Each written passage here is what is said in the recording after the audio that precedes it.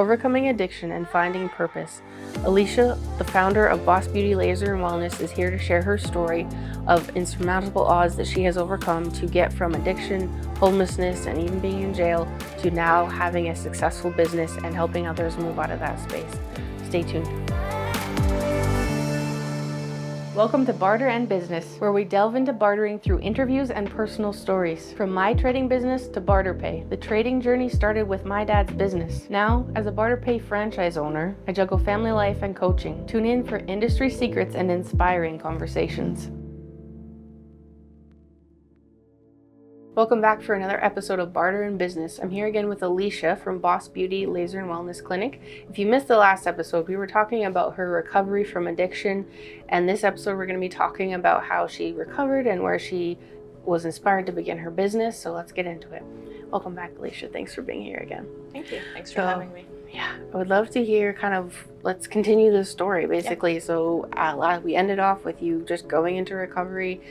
What was that experience like? I can't even imagine what that was like. And then where was the inspiration from your business? How did that stem out of all of this? Let's keep going. Yeah. So I guess where we left off at the last episode, I had finally gotten to a point where I wanted to get clean. I couldn't do it anymore. I couldn't live on the streets. I didn't have the energy to do the crime or, to sleep on the streets anymore.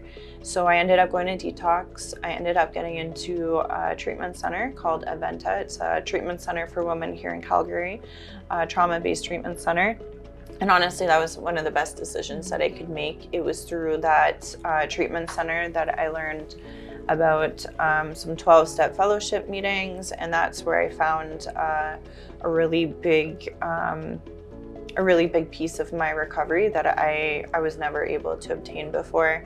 I learned, through the course of recovery, my triggers, different things. I learned to process my fears, my survival mechanisms, the different things, and let go of a lot of guilt and shame, which I think is a big thing that a lot of addicts and people who have been homeless or been in and out of jail do, right? We can be really hard on ourselves for the things that we've done and the lines that we've crossed. And I was in recovery for, I think I was three months clean, and I had gotten out of treatment, and I was like, I need to do something with my life. And before my accidents, I used to do hair, and I found that because of my injuries and I suffer with chronic pain, that doing hair full time wasn't going to be something that was going to work with me and my injuries. And one of the things from addiction that really affected me was the fact that I didn't feel like I had a purpose. I didn't feel like I had something that was bringing back purpose to my life. So I had met this one lady in recovery whom I looked up to, and she was like, well, what do you want to do? And she sold medical devices. She sold lasers. And I was really, really intrigued. And I ended up attending a school called Niwi Academy. I took a year-long program with them. It was a comprehensive aesthetics program. So I did nails, aesthetics, clinical aesthetics. I've done permanent makeup and some other courses. And at that point, I wanted to have, my vision was to have a business that would be a one-stop shop. So people can come in and get all the services done instead of having to go one place for their nails, one place for their lashes. And I wanted it to be a non-judgmental place where people could come, because after experiencing what it was like to be on the streets, in and out of jail, in and out of recovery and addiction, I felt like that was one area that was lacking. So I wanted a place that would make people feel comfortable, welcome, and overall, I wanted to provide a workspace for other women who are going through similar things like myself, who would be able to breach that gap of work experience. Because when you come out of addiction, when you come out of homelessness, when you come out of jail, there's a big gap in your resume, and people are like, well, what were you doing for 5 years? What were you doing for 3 years, right? And a lot of people,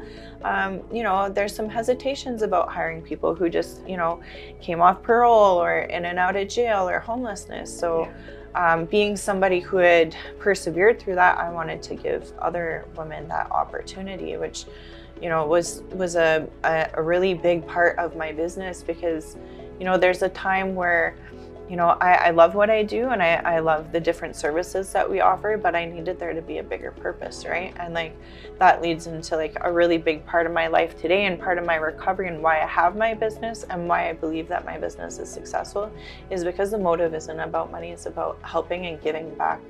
Yeah, that's amazing. Wow.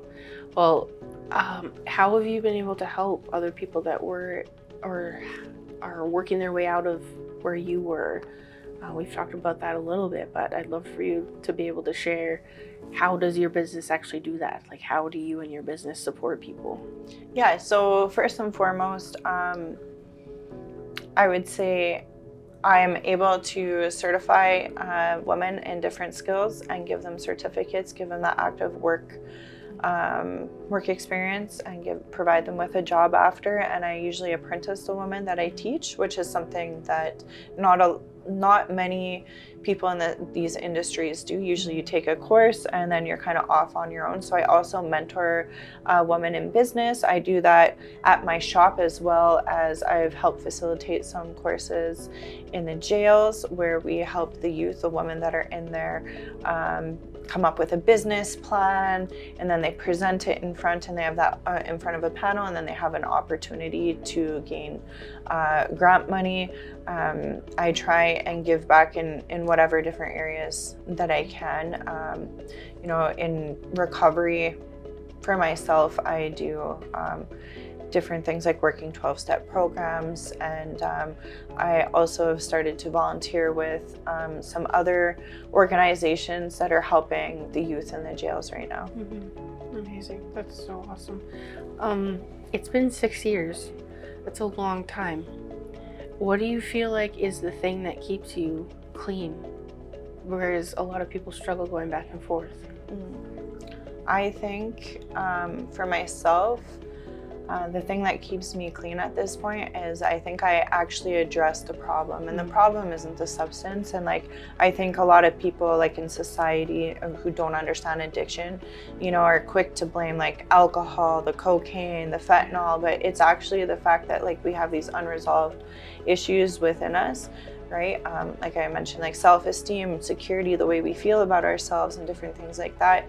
And I feel like I was able to actually honestly look at myself and work through all that stuff, because yes, I had a substance addiction, but I wasn't good on the inside. Mm-hmm. And I basically used different substances to kind of alleviate that, but in the process of trying to do that, I just harm myself, right? And like, people in society do this with so many different things. People have work addictions, gym addictions, food addictions. It's just when it comes down to a substance addiction, it's really easy to see, right? Yeah, that makes so much sense. And that's where the judgment comes in of like, I myself have struggled with eating too much, and that's just the same as doing drugs, but you're trying to cover up a feeling, but it's just a lot more visible and has maybe a more immediate effect, I guess. Yeah, there's more so a rock bottom that's more apparent. Like, we're not going to overdose on overeating, but we can, on fentanyl or different things like that, right? Yeah, as a paramedic working on the ambulance, there were many times where I went to overdoses, and I loved saving their life, but it was also so heartbreaking at the same time, because you know that you're going to see him next week. But I can't even imagine being that person living that, or the mother of that person, or the father. And the amount of things that you've overcome is just mind-blowing to me. So congratulations, if that's the right word. I don't know. I admire you so much, and I'm so happy that you're able to come out of that. Well, thank you for being so vulnerable and honest, and being willing to talk about your story and the realness of it. I appreciate that about you. Of course. Thanks for being here.